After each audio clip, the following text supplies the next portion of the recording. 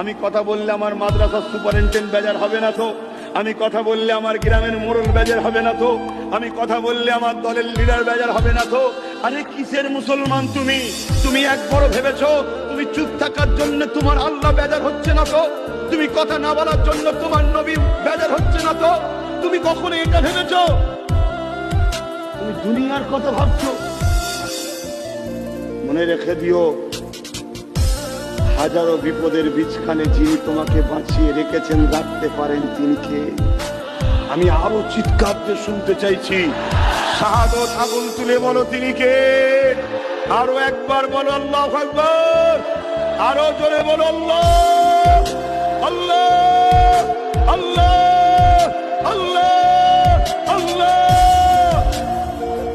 আছে না নাই? এই যে ডাকলাম শুনলো না, শুনলো না? ফিরি ফিরি না কিছু দিলে?